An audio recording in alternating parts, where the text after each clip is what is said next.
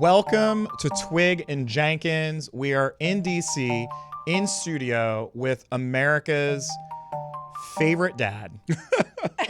Like number one with a bullet. Oh, dear God. Rob Dyer, the incomparable golfer, sports fan, just great human, friend of the pod. Big friend of the pod. Big friend of the pod. And Twig, Rob, and I are on a chain where we talk shit all day, every day about sports and politics. And so we felt like we needed to do a little sports politics mashup. What do we think, Twig? That's exactly right. And Rob is your former neighbor, is that right? Or your current neighbor? Next door neighbor. Former next door neighbor. Yeah. Next door neighbor. Rob's It's quite a bond. Rob's better half. I mean, Rob and I both achieved success in life because we married up in a very big way. Rob's better half and my better half love each other. And it's great because then Rob and I get to hang out. So it's a win-win for America. And there we are. There we are. And there it is. And there it is. But how are we doing, Rob Dyer? Welcome to Twig and Jenkins, man. Thanks for having me. This is fantastic. We're going to do a little fun game because much like our text chains, we talk a lot of shit about sports. Rob usually drops in. I would say, so Brad is one of those people who breaks up his texts. Mm-hmm. True. So he gives you a paragraph's worth of information spread across like 37 different texts. Yes. And so I will routinely go into a meeting and then come out and have like 56 notifications across the threads I'm on with Brad. Yeah. I'll like bang them out. They're like emails practically. I'll like go and be like, all right, what are the text messages I've not responded to? And then it'll just be a wall of text. No, it's just, yeah, but like you won't even have you will spread a sentence across two different messages. Wait a minute. So he'll have like messages in different threads about like, the same thing? He and I will be texting about the podcast. Then he'll have like paid attention to our group thread. So then he's like put 50 messages on the group thread. Oh my God. Right? So like I will sometimes have like 60 texts from Brad a day. This happens sometimes. But Rob, in my mind, your claim, like Brad is an infantryman, you're a Navy SEAL, Okay. right? It's like Brad's volume, just like indiscriminate volume. Water hose. Yeah. And Yeah. then like Rob will drop in with like a very surgical, like article joke analysis of a playoff game Cut to or the like chase. something. Yeah. And then, but like devastate us because then we just giggle, Yes. make the whole chain laugh. So then we respond with 35 text messages trying to accomplish what you managed to Oh do my with an God. economy of like one message. This is true. That's pretty high praise. We're going to try to replicate our text chain in podcast form. Because that's all podcasts are. That's all really, podcasts right? are. Generally speaking. Group chats just- on video. It's just a text chat on video. I came up with the idea, and I'm stealing this from a number of other podcasts, full up, hijacking it. Some of my favorite pods do drafts, comparable to like fantasy drafts, you know, where we're going to pick our favorite things.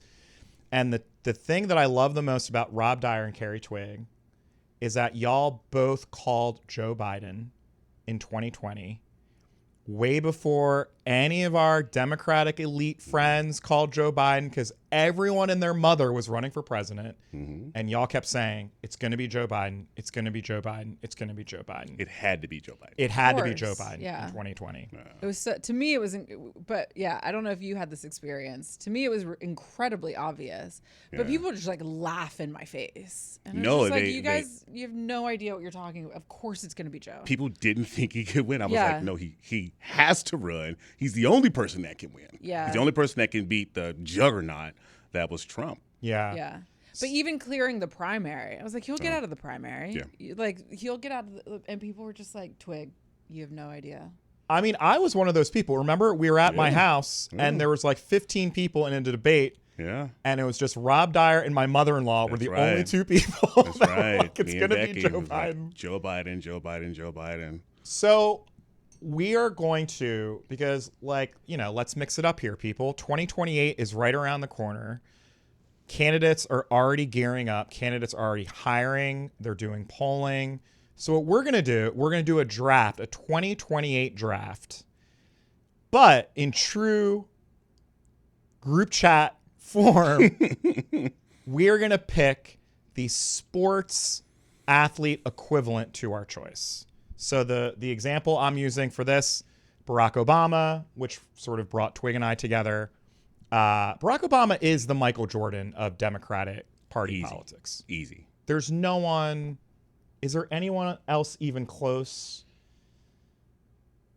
In terms of being highly Yeah. successful, Like a sports comp for massive achievement, and then disappearing post-retirement. Pretty much. Not lift a finger for anyone. Oof. I'm kidding. A little Marketable. a little joke. Cultural. Yeah, 100%.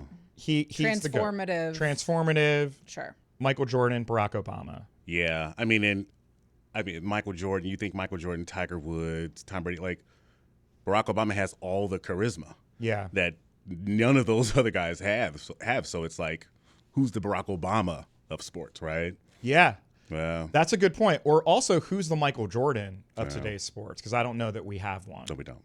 That's interesting because Michael Jordan is not like he became kind of charismatic, but I think because he was so good, because there's all the articles about like how Wyden Kennedy had to basically teach him how to talk, Yeah. like on camera, because he was Yeah. just like a shy child. kid Yeah. from North Carolina. Yeah. And they had to be like, oh, like he doesn't speak in any of his early Nike ads. Yeah. Mm-hmm. And they had to really sort of like coax that out of him. Oh, interesting. Yeah, he kind of leaned into it, I guess, as he gained more success and started winning, Right. and getting richer. Yeah. Well, and that's the important thing. He just won, Oh. right? So that's our comp. We're going to do a draft. I feel like we start with Rob. We're going to go around this way. And maybe we just pick 3 each. We go around. And but then you at the can't end, pick someone who's already been picked. you can't pick someone who's already been And what is that's gonna fall apart pretty quickly. But and this is to be the Democratic to be whichever Trump Dawn or Ivanka in 2028. Dawn, This'll Ivanka, be- JD in 2028. Oh my God. This will be who we select will be the standard bearer for the Democratic Party in 2028. Okay. And again, you and I played this game, a little alteration of this game. Is this who we want, or is this who we think is the most likely? I'm going to select who I want. But if y'all want to select who we think will win, I feel like that's a different game. I don't know that I'm at a place now where I can comfortably say who I would want. Interesting. I think there's just like a lot more campaigning and things to be done by the candidates to really start to say, okay, yes, this person can lead, this person can take over, this person can beat whoever the Republicans put up. I think that's a fair point. It's very fair because point. it's also like you think about how much the world has changed. Talking about Barack Obama, like we just live in a different world. Yeah. And the country, like what's happening in the country, what's happening across society, but even geopolitically is, you know, we all woke up or went to bed with the news of Israel and Iran. It's like you just don't even know. Things are changing so quickly. Daily, there's something Very good So major it's like, and are new. you going to have a foreign policy president? Are you going to have a domestic policy president? Are you going to have a wartime president? Are you go, you know, all of these things. True. Great. So our game's over. Thank you True. so much. No. No, Done. but this is fun. I think this is going to be good. Even just drawing comparisons in between sports figures and politicians, I think is also just a useful exercise, whether or not it's tied to 2028. I also think it's fun because, you know, the rap on politics that we hear from our friends who are not into politics is that it's boring as shit. And no one knows who these candidates are. But it was no so one good when it was cares boring. about them. I know. Make America boring again. Make America boring Make again. We were politics so boring efficient. We were so again. efficient. Make America boring. I mean, that could be part of your strategy, picking a really boring athlete. You know what I mean? Seriously. But with sports, there's such interest in our sports stars. Yeah. There's such interest not only in their gameplay, but also in like who they are, personal lives, social media, the whole thing. So we feel like this is a fun exercise. And Obama brought in like the entertainment aspect of politics, right? Trump took it to another level, but Obama really ushered in like this commingling of politics and entertainment. Yep. Like I don't think any other president has before. Well, I think I think it's cyclical, right? Because I think Kennedy did that. I think Reagan had a little bit of that, but I think it goes in and out of fashion of like the relationship between politics and pop culture sort of like ebbs and flows over time. Yeah. And sometimes they're like this, and sometimes it's sort of like Bush won. Like, what? You know? Yeah. Well, Clinton had it a little bit too with Arsenio. Not like Obama though. No, you're right. Yeah. I mean, the last two, I mean, Obama and Trump are just in a league of their own. Yeah. All right, Rob, you're up first. All right. Who's your pick and who's your Now that we've given equivalent. such clear rules. I know there's clear rules here. This is Clear rules. The main person I think that's on the top of everybody's list is Gavin Newsom. Right? So he's going to run. I hate this pick so much. I don't know him. I don't know his really people, do. but I think he's going to run. Okay. My comp Okay. for Gavin Newsom, Aaron Rodgers. Oh. Aaron Rodgers. Yes, Aaron I agree with Rodgers. this. Aaron Rodgers. I agree with this. They're both very polarizing. Very polarizing. It's like either you really like Gavin Newsom or you don't. True. Either you really love Aaron Rodgers or you don't. True. Right?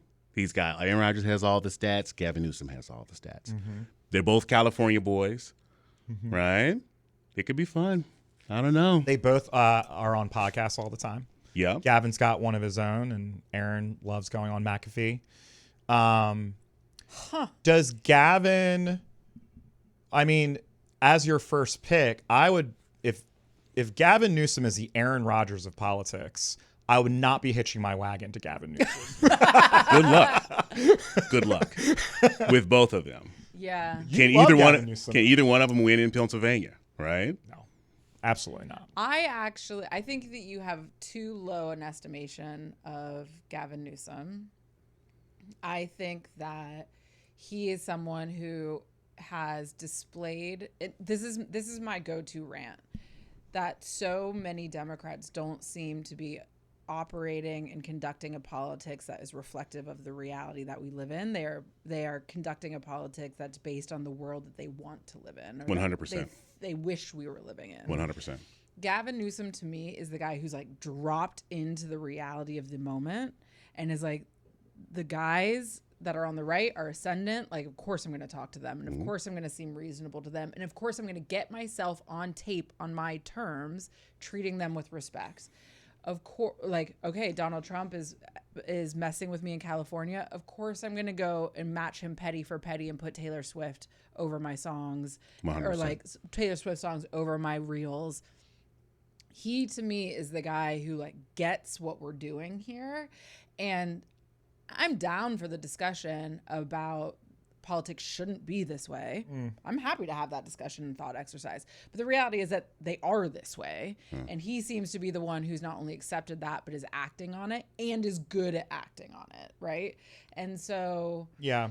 my affection for Gavin Newsom is less about, it's just like he seems to just be dropped. He's like, he's present and dropped in. Right.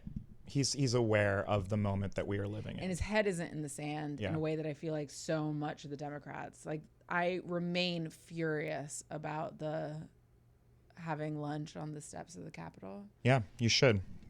AKA the sit-in or whatever the hell. God, I mean, yeah. it was just like, this is what happens when you're in 8th grade and it's really, really nice out for the first time in spring. And your teacher, like the best teacher, lets you go outside. Right. Yeah, but it's does Gavin Newsom have the full support of the Democratic Party? Right? It's everybody just as passionate about what he brings. And I think he's kind of polarized. A lot of people are like, I don't like, disagree. I'm not feeling Gavin Newsom. And just like Aaron Rodgers. Yeah. Right? He's great, fantastic, Hall of Famer. But a lot of people are like, is he going to be any good in Pittsburgh? Yeah. Did he really help Pittsburgh, him and Mike Thomas? So we'll see.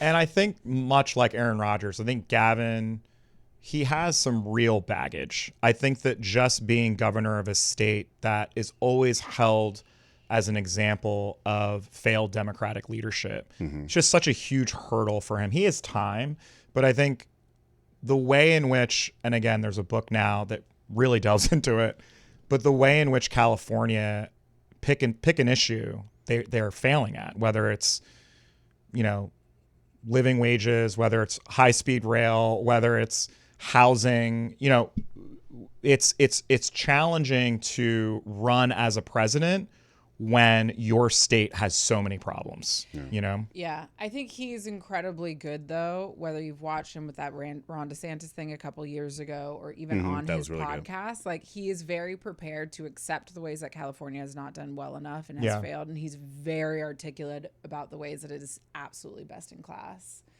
And I think that kind of readiness and like ability to speak frankly, it's sort of what we were talking about earlier. It's like he brings the showmanship and the entertainment that people actually have demonstrated over and over again they want in an elected official. No matter what they say, that's who they vote for. And some meaningful substance and ability to like not be triggered and defensive, but also still articulate a really positive vision. He's getting his reps in, that's for sure. His reps. Like that's and like Aaron Rodgers too. Like Aaron Rodgers, to your point, very divisive, but that guy, he has his own voice on his own platform. He might be on some crazy shit, but like he's owning it. And I think Gavin is doing a similar thing here with 2028. When you said baggage, I thought you were going to talk about exes. Yeah, romantic entanglements. No, I'm not going to talk about it. And potential for salacious stories to drop at any moment. That like too. The Oppo research. That's going to come up. That too. You know what I mean? That's going like, to come up. That too. He's got that's going to be past really relationship baggage just like tricky. Aaron Rodgers does. That too. Yeah. All right, Carrie Twig, who's your choice? What we got? I feel like you should go next. Oh, are you giving up your draft pick? No. It's a trade. You're trading your We're draft going pick. clockwise. Oh, we're gonna go this way. Okay. My number one pick, probably not a surprise for folks who know me, is a Bernie Congress. Sanders, 900 years old. Bill Belichick. Incredible. What Bernie and Bill Belichick would be great. I wouldn't. Except do Bernie's not dating like a 21-year-old. I'm gonna go with a congresswoman from New York. I'm going with AOC as my number one choice. And for athlete, I was thinking about it backstage. I'm gonna go with Steph Curry. So here's the comp. Okay. One, it's generational, because if there's anyone under a certain age, Steph Curry is the GOAT. Because Steph Curry has in many ways changed basketball almost single-handedly. Yeah. Every kid under the age of like 12 shoots threes from half court. Shoots threes from the logo. We're talking about every kid of every age. Anybody who plays basketball Exactly. tries to emulate what Steph Curry does. Exactly. Every team, everybody shoots more threes. They try to do the floor spacing that they do in Golden State. So the Steph Curry comp is fair. The Steph Curry comp also, I think, generationally, because if you speak to my dad, he hates Steph Curry. He thinks that three-point shooting has completely changed the game of basketball. Everyone wants to shoot a three. No one actually plays anything other than iso ball, pick and roll, shoot threes.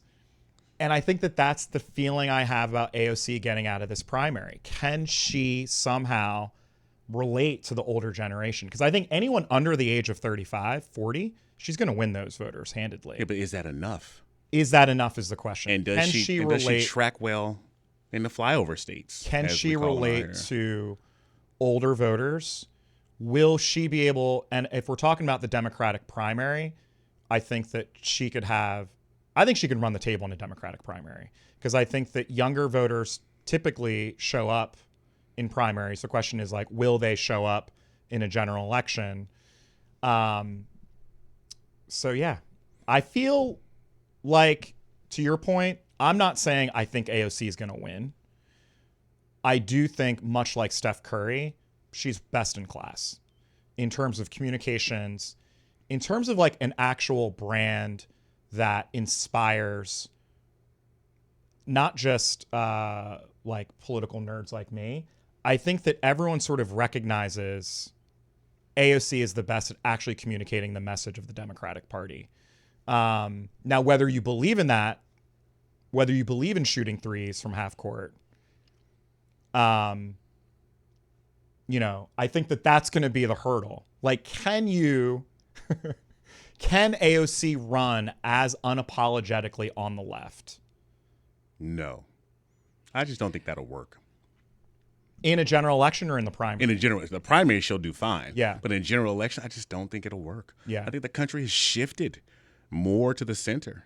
And so being too far one side or the other, I don't think it's going to work. And she is as left as we have in the Democratic Party. And I would love to see, I can't wait for AOC to be president. Yeah. I would love to see it a little bit. It will be phenomenal. I can't wait for it to be a clean presidency, though, right? Like whoever comes after Trump is still going to either represent what Biden promised to try and be, which was like a reset. Right. And if he had just done one term, it probably would have worked. But you need sort of a buffer zone to prevent us. Because if you go from Trump to AOC, it's like I think we just set ourselves up to be in the swing of just going back and forth. I have a very real question that I'm asking sincerely. And it's sort of like, I sort of am like embarrassed and loath to ask this question, but honestly, do you think that this country will vote for a woman in her childbearing years? I am 39 years old. Mm-hmm. I get asked if I'm going to have kids so often. Mm. It is so obnoxious and so boring. But I am asked all the time, like, are you going to have kids? Do you want kids? Have you frozen your eggs? Like, da-da-da-da-da. I cannot imagine a scenario in which she would be able to be president on her own terms until it is very clear that she is either not having children, she has had her children, or she is not capable of having children. And, like, that's a real bummer. Yeah. But the idea that your average American is going to vote for a woman who might be, when we already have a problem with misogyny, when we already have a problem with like 60-year-old women being president. Right. The idea of voting for a woman in their early 40s to late 30s, early 40s to be president, I think she'll be 40 by the time 2028 happens, to me is just like laughable. On top of her politics, on top of the fact that we have a problem with misogyny in this country and seeing women as leaders, on top of her racial identity, like the idea that we would vote for a woman who might get pregnant, like to me seems crazy. And even if she's like, I don't want to have kids, which really is not about any of our business, but even if she came out and said that, people would be like, I can't believe her. No, it's a huge hill to climb for her, right? I mean, if Kamala Harris struggled like she did, like, can you imagine? Like, as you said, I hadn't even registered with me the fact that she was still in her, potential like baby making years, and how that would affect the voters. Yes, that's going to be a huge, and Republicans are going to walk their voters right down that aisle day in and day out. That'll be the only thing they talk about on Fox News. And then if she did have young children, she's a terrible mother because you can't do both, right? It's just like, and I just know this from my lived experience of how often this comes up in like people I do not know. Yeah. Like random, you meet them for the first time. They're like 30.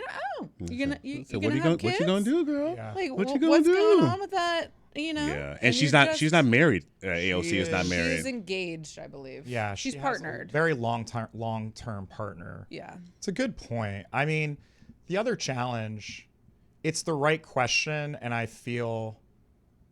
I mean, it's a similar question, not because they're not the same, but it is a similar question. In 2007 about Barack Obama. I was thinking the same thing. You know what I mean? Like, will white people vote for Barack Obama? And I think that there were a lot of people that were like, absolutely not. White people are not going to vote for Barack Obama.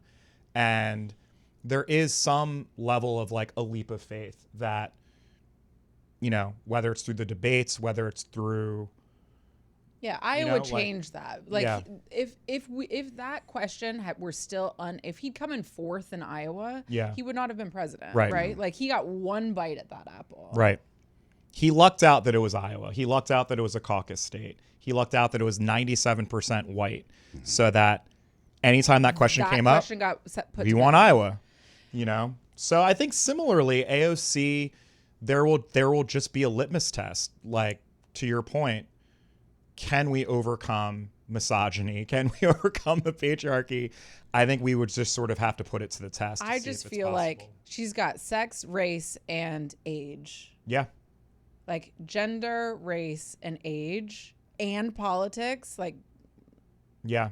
It's But- really tricky in this particular moment. I will do everything I can to see that woman be elected president. I would love to see her run for Senate. But also, we need a little bit more time on that to one. bring it back to Steph Curry, but also I think she is the most talented in the field. Sure. That Like yeah. Her and Mayor she is Pete, the most talented easily. in the field. Sure. And No so problem. like when you're talking about her ability and the sort of ceiling she has, it's so Totally. high.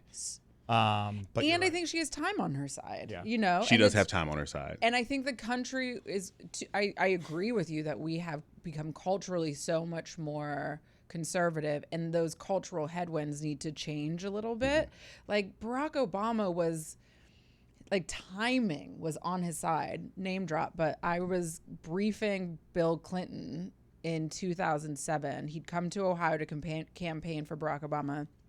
I'd worked for the governor of Ohio for a long time, was on the campaign. So I'm standing and talking to Governor Ted Strickland and President Bill Clinton, and I'm giving them a briefing about like the numbers and what was happening on the ground.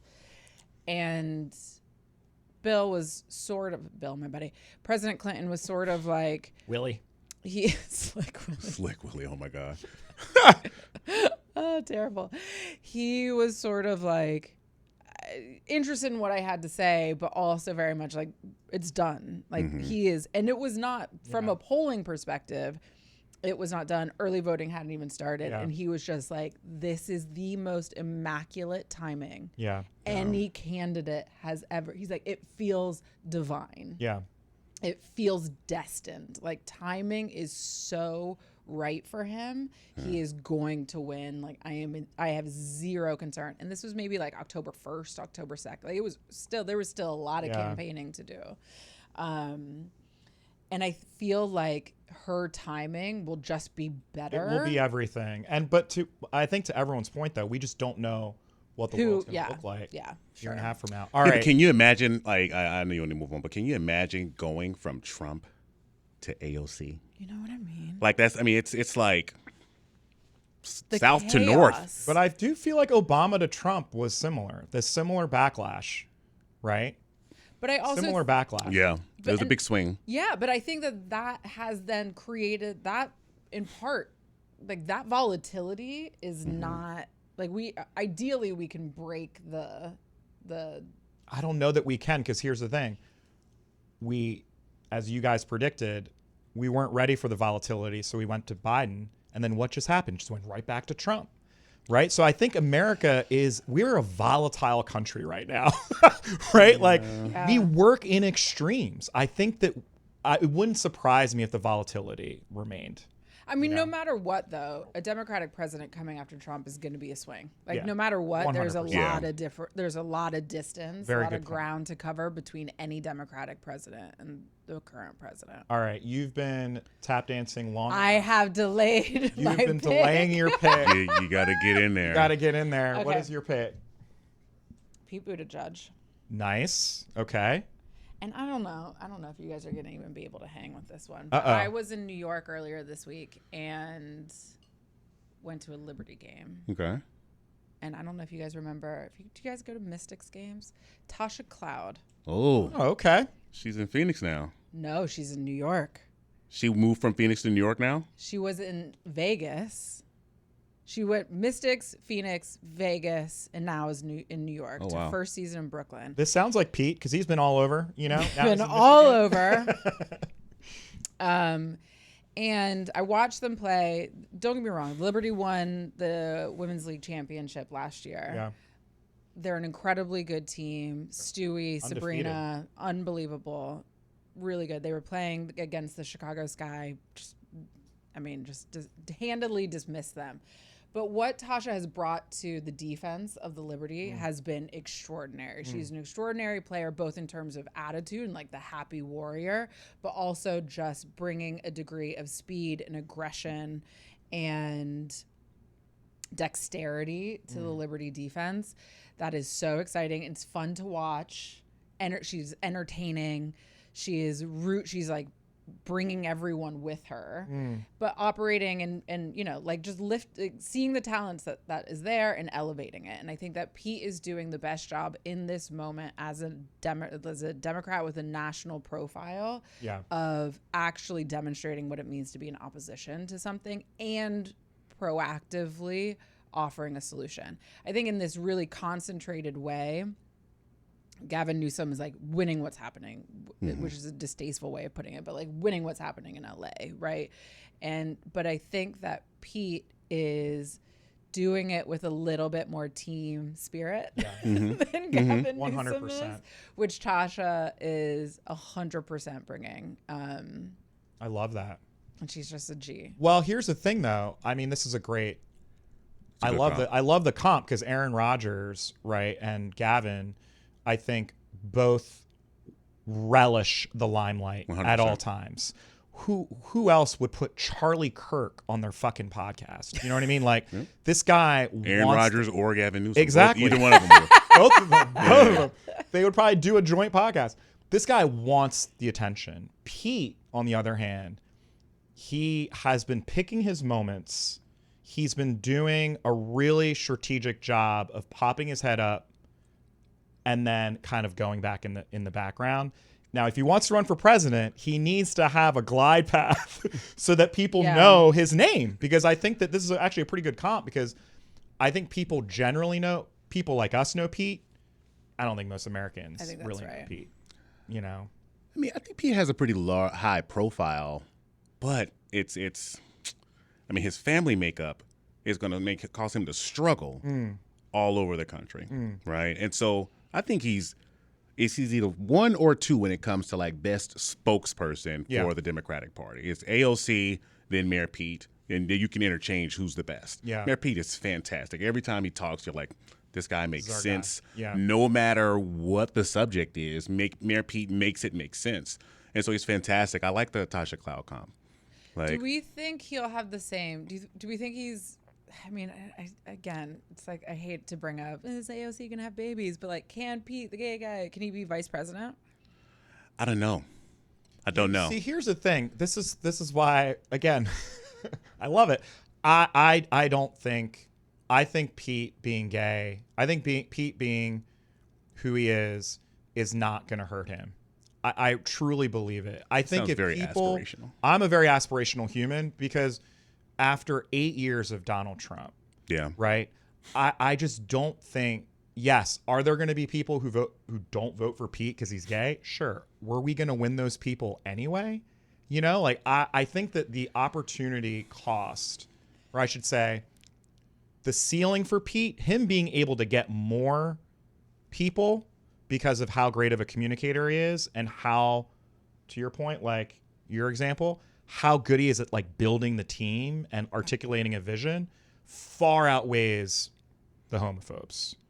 I hope you're right. I hope you're right too. I mean, because just think about one of the biggest issues that Republicans just beat Democrats over the head with is the transgender issues.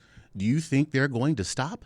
That works. Yeah. They'd be crazy to stop attacking LGBTQ issues with their base because it wins for them. I agree, but here's the thing. Here's why I think Pete is uniquely situated.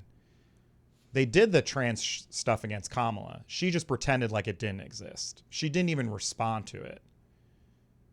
If there's one person who I think could very succinctly and brilliantly take down that argument and actually speak through it as opposed to ignore it, it's Pete.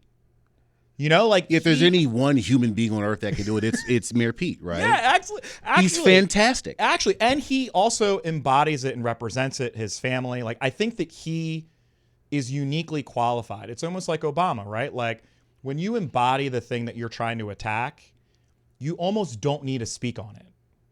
You know, he is a phenomenal communicator. Yeah. But will his family structure allow him to win in places that Obama won? Obama flipped a bunch of states. I think he can. I don't know that Mayor Pete can do the same. And even though he is as deserving as every other candidate, he would be a phenomenal president. He'd be great. Yeah. But can he win Iowa like Obama did? Can he win Oklahoma or Missouri? Can he pull those states in? I don't know. I don't know if we're there. I don't know that he can unless he gets very, very serious about making incredible inroads with Black people. 100%. And not just Black people, Latinos, Asians. Yes, but I think he has an easier road there. Yeah. Than he does, like, you know, remember when when Barack Obama came out for gay marriage and then Jay-Z came out for gay, like all of these, like it had this massive impact, right? We've seen that start to chip away and slide. And part of that is because we're just not talking about it as much. And then part of it's like the broader trends around them being seduced back into like a hyper masculine, hyper machismo thing. And he will need stalwarts he will need the icons of like Black male culture to come out and be like, this is the guy that all of you should look up to. Yeah. Like, this is the guy who should be in control of all the guns. Like, this is the guy. You know what I'm saying? He just will. Yeah. And he's doing the right things of going on certain podcasts and communicating with those folks. Like, I think he's like, you know, preparing himself to run, putting all which would be exciting for him. Yeah. But man, I don't know if I can see at this moment, right, in 2025, I can't see it. That may change. That may change in 2026. It may change in 2027. But in 2025, I can't see it. It's too hyper masculine. All that stuff is really, really making me feel like, I don't know if this person, I don't know that an AOC could break through that. I don't know that a Mayor Pete could break through that. A good thing that, I mean, Peter Thiel, notoriously, I mean, the right has done this weird thing where they're also just trying to break apart gay guys from the rest of the LGBTQ pack. Like, they sort of want LGBTQ over here and like the G over here. They're just focusing on the trans as the enemy for the most part. But really also, I think, saying something is more nefarious. Yes, and I think going further and doing something more nefarious, which is men are the head of society. Men should be the head of government. Men deserve to have sex with whatever they want because they are men. Mm-hmm. And you do not get to question what men do, whether that is in business or in their families or in their bedrooms or with their penises, right? Yeah. And so they are very much seem to be articulating if you're a gay man and you're like a normal gay guy, like, we love you. Mm-hmm. If you adhere to conventional standards of masculinity, we have you by rights. You get to have sex with whoever you want. Sure. Anything that is not that, like women saying no to men is not acceptable. So women saying no to men in order to have sex with women is like, you are an aberration because your job is to procreate and to service men. Like, being trans is obviously something that they have a massive fear of. And so that... so there's this that both, I think, presents a really specific challenge to Pete because he's going to constantly they're going to attempt to constantly push him. This is my draft pick. They're going to constantly try and push him into a corner where it's like, okay, so you get some degree of support, but what about trans? What about trans? What about trans? And therefore then isolating him. Does that make sense? It does make sense. I just think that they're going to do it anyway. This is the playbook. Well, he's the nominee for sure. It's just the playbook. I feel like it's almost the kind of thing where, you know, you want, and this goes back to the sports analogy. You just want the most talented people on the court. And I think that, you know, they're going to run the trans playbook. And I would actually feel more confident with Pete having the ball than someone else. You know? Sure. Like, I think and I think because it comes from a place that's real, he's not going to bullshit. No, he's going to be authentic. Yeah. And I think he's very, very good. All right, you're up. Insanely smart. Like, he would be a phenomenal leader as president. Totally. He'd be great in any role that he served in. He would be fantastic. He's the best. All right. So wait, I don't know that we have enough time for each of us to do 3. So maybe you pick One more. One more, or maybe a running mate. You've got Gavin. Booker. What's that? Cory Booker. Okay. Yes. He's the Haliburton of this whole thing. Oh. Cory Booker is like, sneaky little sleeper Okay. that can come in and make some things right. Like similar, I think they have similar personalities, like not trying to, be always in the front, just steady, but just clutch. Are they when you cringe? need Are 'em. they both cringe though? And I say this as Hallie's loving. not. I love Cory Booker. Hallie does not have the cheese factor, I don't think, or at least it doesn't communicate. He Kinda comes does. across He kinda sometimes. does. Yeah. He comes across sometimes Yeah, he like he's kinda trying a little does. too hard. Yeah. So I do like the Cory comp. is so high key on the earnest scale. Yeah, he probably, if you're doing like a scale of earnestness, I think Cory is number one. Yes. And I like the Hallie pick compliment Yeah. Cory.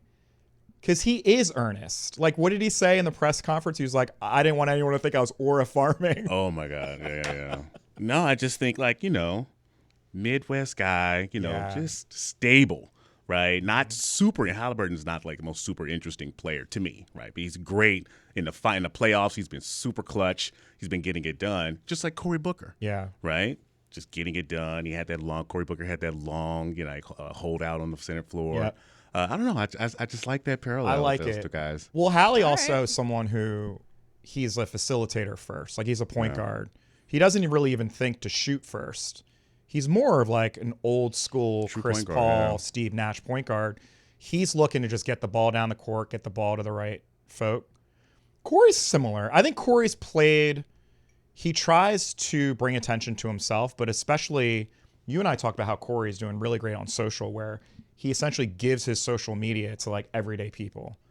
Like, he's been like, he'll find a really dope video that like a park ranger posts, and he'll just put it on his, 5 million Instagram followers, right?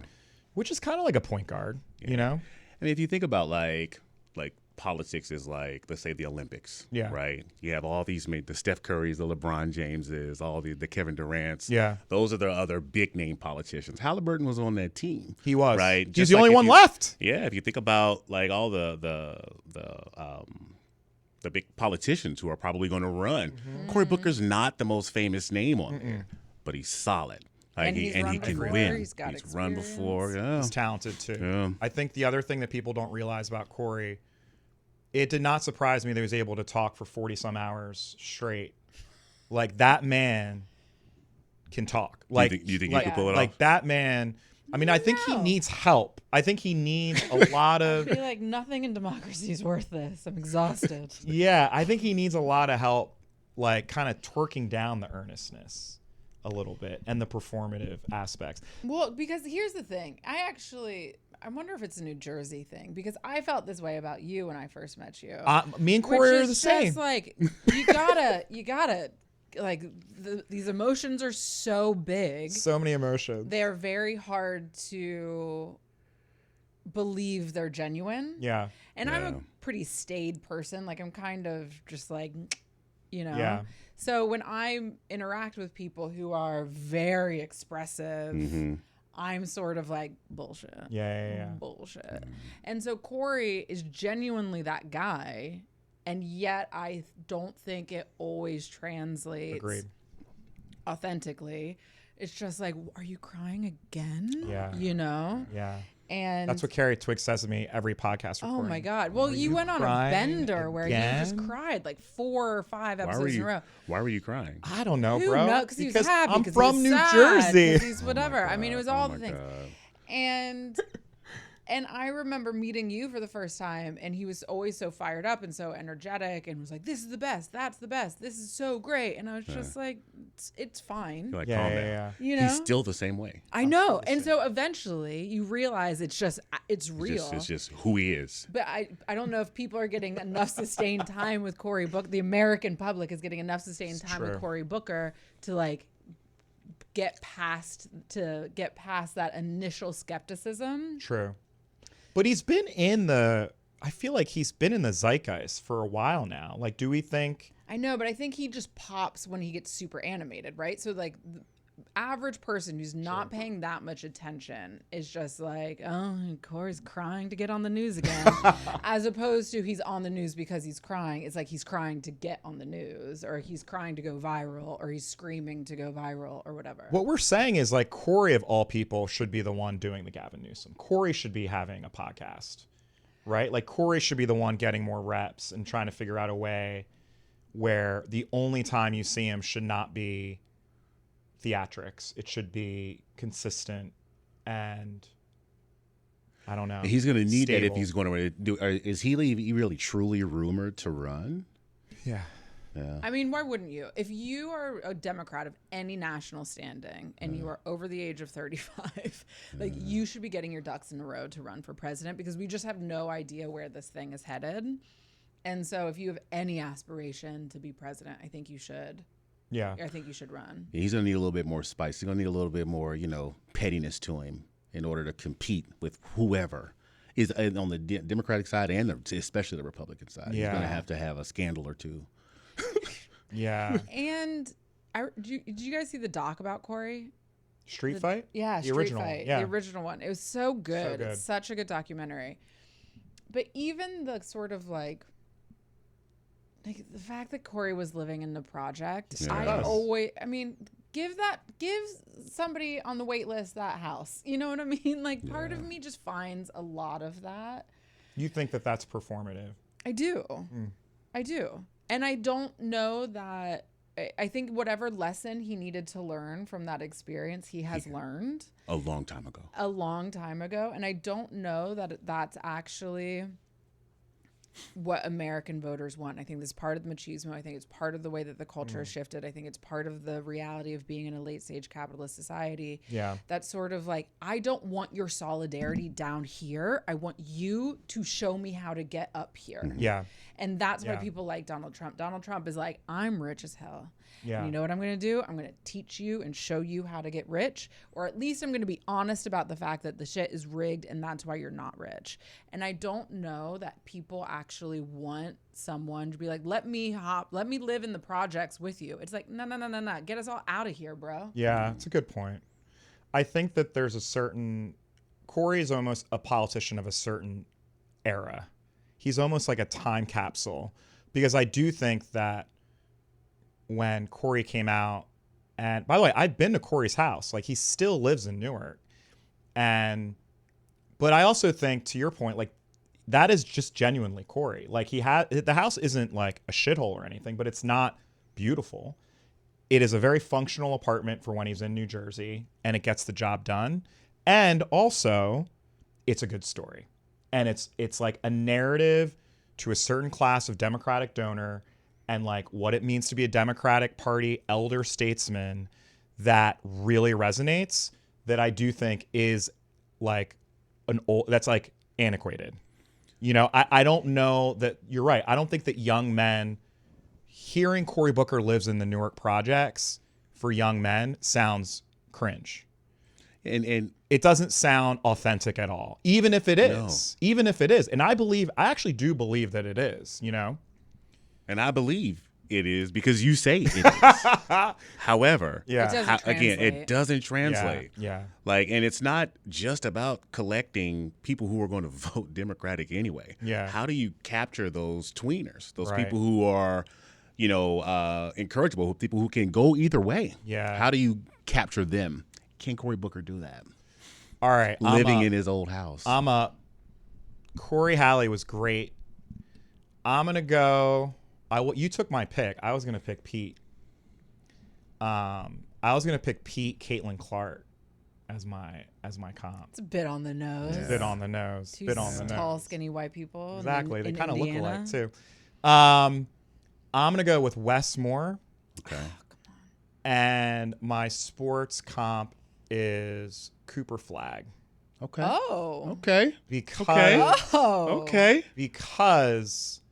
Wes is being kind of crowned here early on. And as much as I like Wes, we haven't seen him on the stage yet. We haven't seen him on the national stage yet. No. We really haven't. No. And much like Cooper, I think people are like, this is the second coming.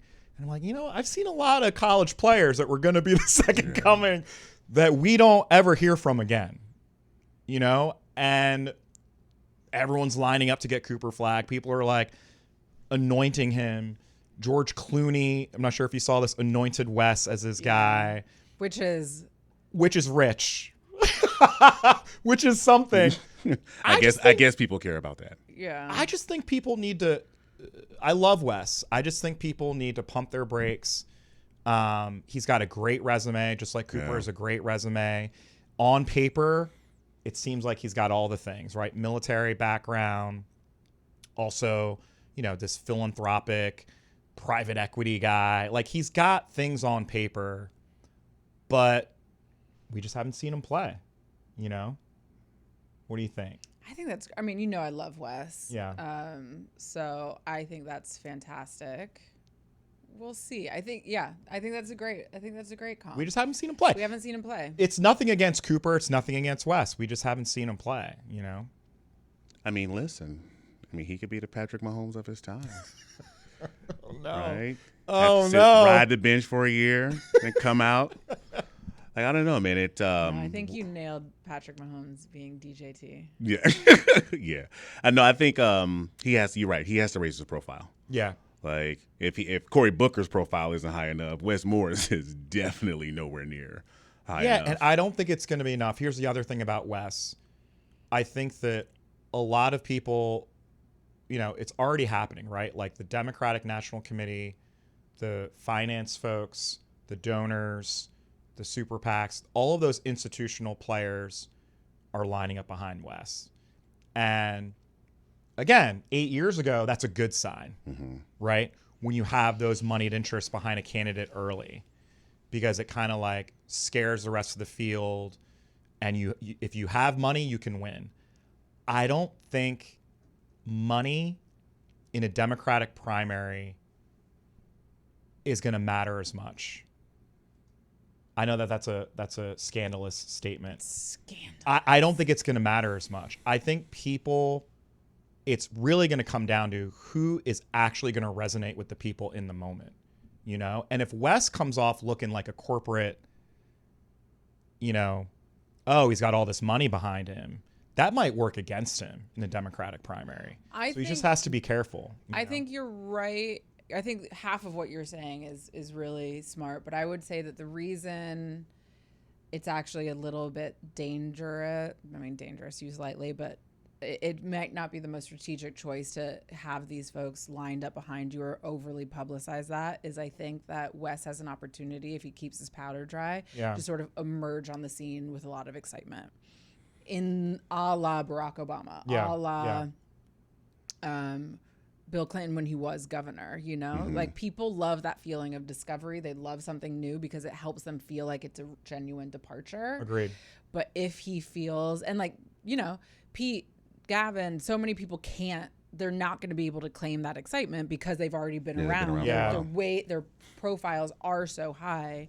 But if he can sort of stay under the radar, let this ride out for another 14 months, 18 months, and then try and pop, that I think would be that momentum story of someone out of nowhere. We love that narrave.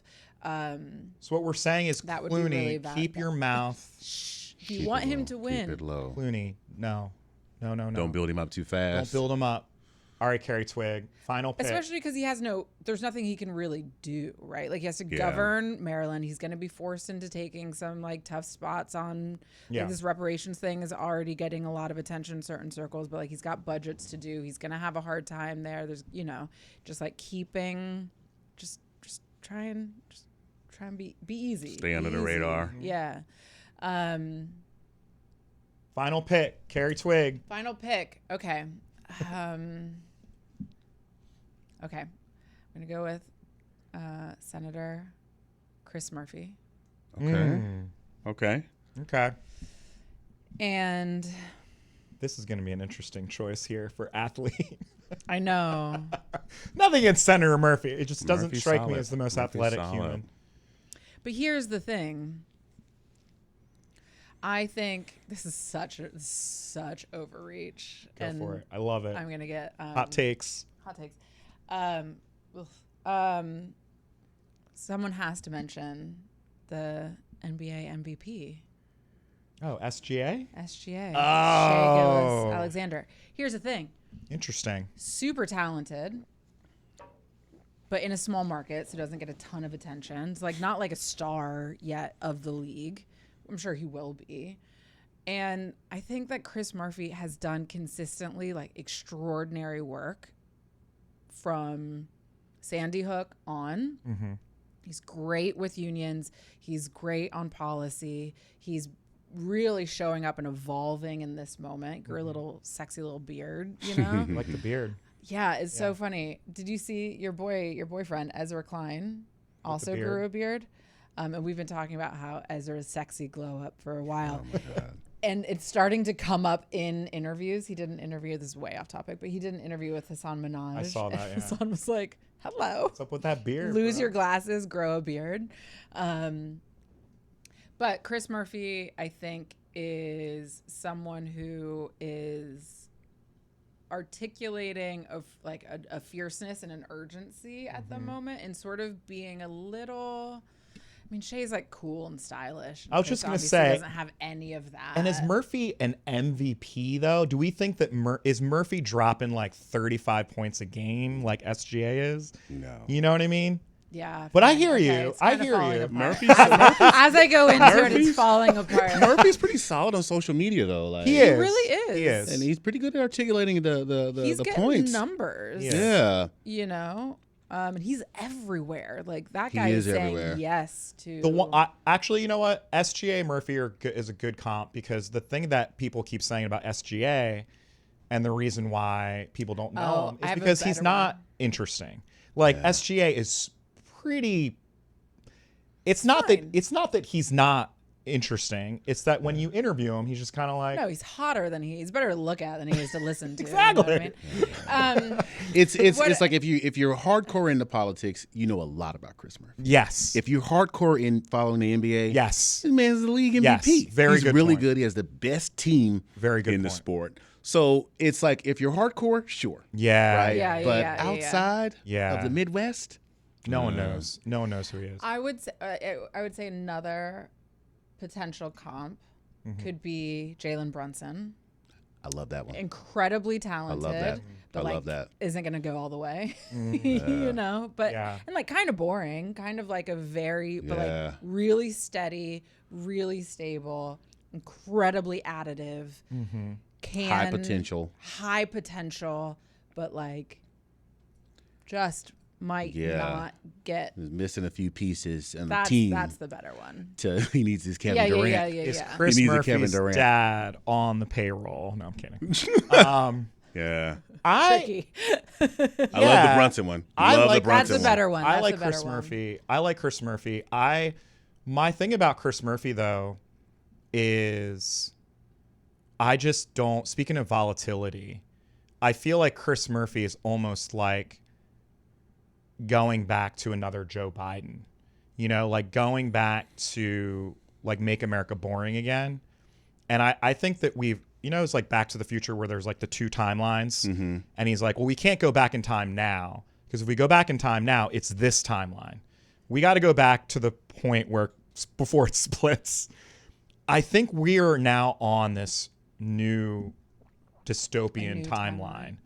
And I think that we need to be thinking about, and I said this on a former podcast, like, I think we need to be thinking about candidates like Jon Stewart. I think we need to be thinking about candidates that are entertainers, that are, comedians, that are people that can go toe to toe with Trump. But I disagree with you on that, Brad. Twig is going to disagree as well. It's only because Donald Trump is so unique.